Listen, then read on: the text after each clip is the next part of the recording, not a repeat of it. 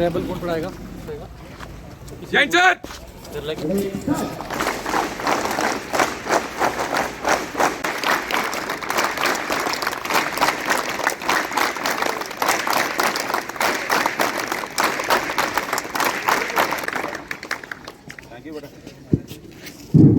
सदा दूर रहो गम की परछाइयों से, कभी सामना ना हो तनाइयों से।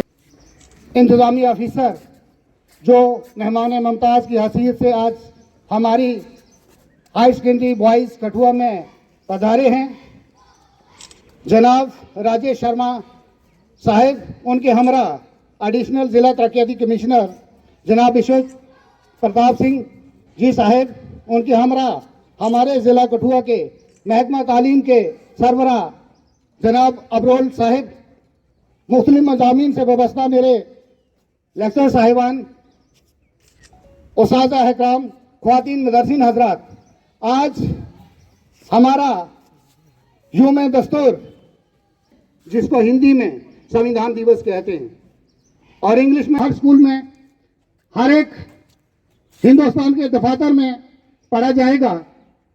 मैं इसके बाद मैं सोनलाल जी से गुजारिश करूंगा, मैडम हमारे हरदीप कौर जी से गुजारिश करूंगा कि वो हमारे चीफ एजुकेशन ऑफिसर श्री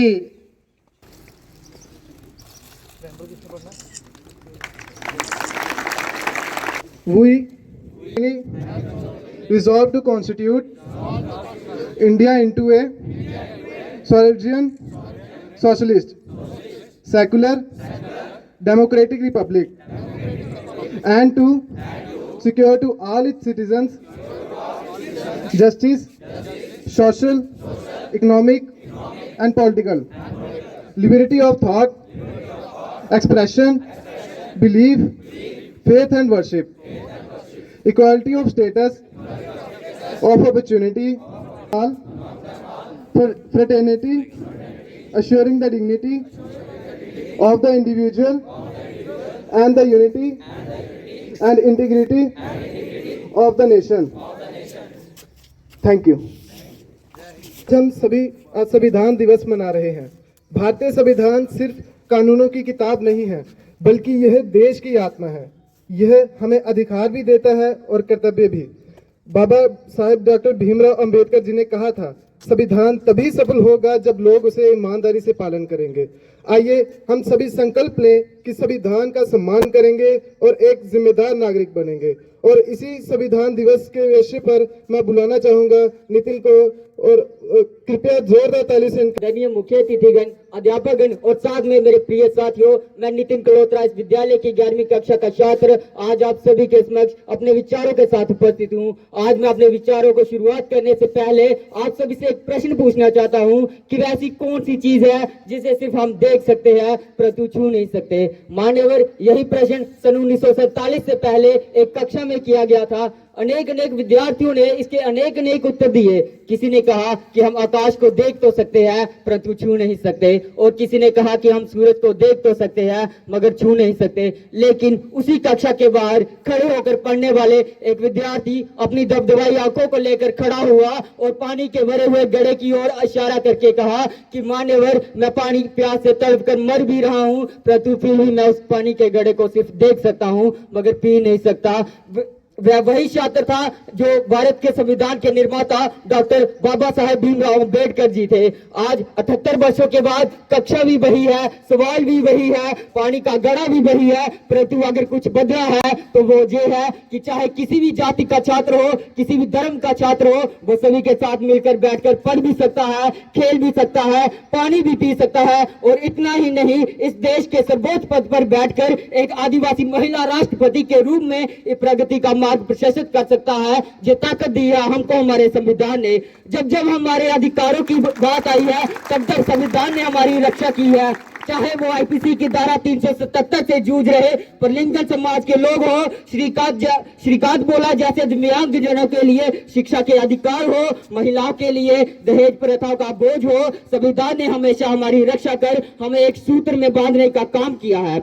परंतु भारत एकमात्र ऐसा देश है जो आज उन्नति के शिखर पर बैठा है, क्योंकि उन्होंने धर्म को संविधान माना, हमने संविधान को ही अपना पहला धर्म माना। किसी अंग्रेज ने कहा था कि यदि ये देश आजाद हो गया तो ज्यादा दिन तक टिकेगा नहीं, ये टूट कर बिखर जाएगा। आज उसी अंग्रेज की आत्मा नरक में बैठकर सोच रही होगी कि क्या से क्या हो गए देखते देखते, क्योंकि आज का ये वही भारत है जो पूरी दुनिया में स्टार्टअप के क्षेत्र में तीसरे स्थान पर है। ये वही भारत है जो ओलंपिक के अंदर टोक्यो की धरती पर अपना तिरंगा झंडा लहरा देता है, जो चंद्रयान 3 को पृथ्वी से चंद्रमा तक पूरी दुनिया में सबसे कम बजट में पहुंचा देता है, क्योंकि हमने अपने कर्तव्यों का निर्वहन किया है, जिससे हम प्रगति करते जा रहे हैं। और अगर इसी तरह से इस देश का प्रत्येक नागरिक अपने कर्तव्यों का निर्वहन करता रहा तो यकीन मानिए 2047 तक विकसित भारत का लक्ष्य एक सूक्ष्म मात्र होगा कि चाहे वर्तमान का गूगल हो, माइक्रोसॉफ्ट हो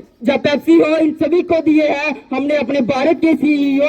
अब भी पूरी दुनिया में सबसे ज्यादा डॉक्टर से हमारे हैं, खेल जगत में चमकने वाले भी भारत के सितारे हैं। अपने हौसलों के दम पर पूरी दुनिया को बतलाएंगे विश्व गुरु हम कल भी थे, आज भी है और सदा कहलाएंगे। धन्यवाद। जय हिंद, जय भारत। नहीं आया हूँ, बल्कि उस किताब के बारे में बात करने आया हूँ जो हिंदुस्तान की ताकत, हिंदुस्तान की इज्जत और हिंदुस्तान की जमहूरियत का असल हिस्सा है। हाँ, मैं बात कर रहा हूँ दस्तूर हिंद की, भारत के संविधान की, उस दस्तूर की जिसके साये में आज 140 करोड़ हिंदुस्तानी बिना किसी डर के सांस लेते हैं और पूरे वकार के साथ अपनी जिंदगी गुजारते हैं। दोस्तों, दुनिया में बहुत से मुल्क हैं, बहुत सी हुकूमतें हैं, बहुत से कानून हैं, मगर हिंदुस्तान का संविधान कोई आम दस्तावेज नहीं। ये कौमी इत्तेहाद का झंडा है, बराबरी का नक्शा है और इंसाफ का पैगाम है। संविधान का आगाज याद रखिए, संविधान एक दिन में नहीं बना, ये उस वक्त बना जब हिंदुस्तान ने 150 साल की गुलामी काटी, जेलें देखी, फांसी के फंदे देखे और फिर 15 अगस्त 1947 को है और कोई इसे मिटा नहीं सकता, क्योंकि ये हर भारतीय के सीनों में लिखा हुआ है। शुक्रिया। जय हिंद, जय संविधान, जय भीमराव अम्बेडकर। इस शुभ अवसर पर एक कविता प्रस्तुत करने जा रहा हूँ। भारत का संविधान हमारा सम्मान है, पहचान है, अधिकारों का सशक्त दीपक, कर्तव्य जिसकी जान है, न्याय, समानता, स्वतंत्रता हर पन्ने में संदेश है, भेदभाव से ऊपर उठकर एकता का विशेष है। अंबेडकर के विचारों से बना ये उजला संविधान जिसने जन जन को दिया न्यायपूर्ण जीवन का मान। हम सबका है दायित्व जे सम्मान करे अपनाए से, सत्य अहिंसा की राह दिखाता हम आगे बढ़ाए से। आओ मिलकर प्रण ले आज संविधान का बढ़ाए मान, लोकतंत्र की इस ज्योति से उजियारा हो पूरा हिंदुस्तान, उजियारा हो पूरा हिंदुस्तान। धन्यवाद। यही मैं आपसे एक्सपेक्ट करूंगा कि आप सारी एक्टिविटीज में पार्टिसिपेट करें, बट अपने कैरियर की तरफ, अपने देश के प्रति, अपने आप के प्रति ऑनेस्ट रहे, ईमानदार रहे। इन कुरीतियों से जो समाज में कहीं ना कहीं से आ रही हैं, इनसे दूर रहिए। My best wishes with all of you. और आपने ये इतना अच्छा फंक्शन किया यहाँ पे, मुझे था कि हमने सिर्फ प्लेज लेके जाना है, लेकिन मैं थैंक्स करता हूँ जो स्कूल की एडमिनिस्ट्रेशन है, मैनेजमेंट है, and under the supervision of हमारे अब्रोल साहब। I am really thankful to you for arranging this function, and really I am very heart touched with the performance that has been given by the students here. Thank you very much.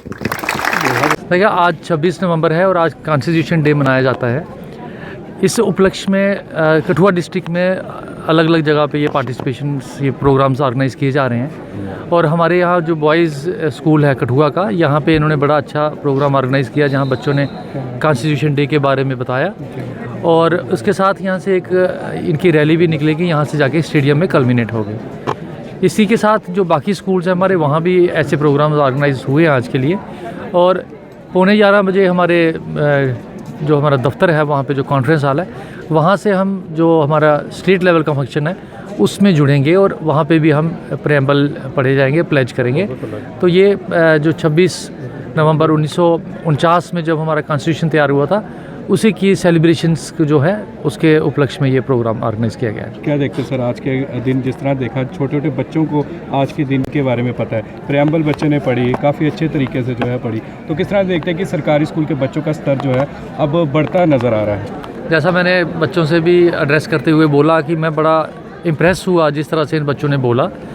एक देखिए matter तो मिल जाता है, आप Google search करें तो matter अच्छा मिल जाता है, बट जिस तरीके से इन बच्चों ने प्रेजेंट किया वो बड़ा ही सराहनीय था। और ये दर्शाता है कि टैलेंट जो है वो प्राइवेट या सरकारी से कोई वो उसमें ऐसा नहीं है कि उसको पक्षपात रहेगा। टैलेंट हमारे सरकारी स्कूलों में बहुत है। और हमारे ये भी आप मानेंगे कि जो हमारे सरकारी स्कूल में टीचर्स हैं वो ज़्यादा काबिल होते हैं। तो मैं उन टीचर से भी आपके माध्यम से आग्रह करूंगा जो हमारे डिफरेंट कोने में हैं, जब भी हम एड्रेस करते हैं इनको, मैं ये बोलता हूं हमेशा, और आज फिर आपके माध्यम से कहूँगा कि आपकी कैपेबिलिटी जो है वो उसका कोई मैच नहीं है, इट्स अनमैचेबल। तो आपको इन बच्चों को ऐसा पढ़ाना है जैसे आप अपने बच्चों को पढ़ाते हैं, और तभी हमारे सरकारी स्कूल के बच्चे अच्छे आएंगे। और आ भी रहे हैं, जब आप देखते हैं हमारे 10वीं या 12वीं कक्षा के एग्ज़ाम, उसमें जब रिज़ल्ट आते हैं तो ये बच्चे बड़े अच्छे टॉपर्स में आ रहे हैं सरकारी स्कूलों के। तो मैं आशा करता हूँ कि जो हमारे टीचर्स हैं और मेहनत कराएंगे इनको, और ये बच्चे पढ़ाई के साथ साथ स्पोर्ट्स में और बाकी जो को करिकुलर एक्टिविटीज़ है उसमें भी अच्छा प्रदर्शन करेंगे। सर फ्रीडम ऑफ स्पीच का भी बड़ा ज़्यादा योगदान है, तो क्या देखते हैं आज के युग में जो है फ्रीडम ऑफ स्पीच जो है सच में लोगों को मिल रही है अपनी आवाज़ जो है इस आज़ादी के युग में रखने की? देखिए फ्रीडम ऑफ स्पीच तो जिस दिन कॉन्स्टिट्यूशन आया उस दिन से है, हमारा आर्टिकल है, फंडामेंटल राइट है हमारा। लेकिन मैं ये ज़रूर कहूँगा कि फ्रीडम ऑफ स्पीच को मिसयूज़ नहीं करना चाहिए। We have to remain within that limitation. एक जैसा कॉन्स्टिट्यूशन, जैसा मैंने कहा कि ये कानून है, तो ऐसे ही आप स्पीच में भी वही बोले जो किसी के पर्सनल लाइफ को या पर्सनल अटैक नहीं होना चाहिए। तो स्पीच के लिए तो आपको कानून है ही है, आपको राइट्स हैं, बट ये है कि मर्यादा में रह के उसको यूज़ करना चाहिए। Thank you so much. Bharat माता की जय, भारत माता की जय, मातरम मातरम भारत माता की जय, भारत माता की मातरम,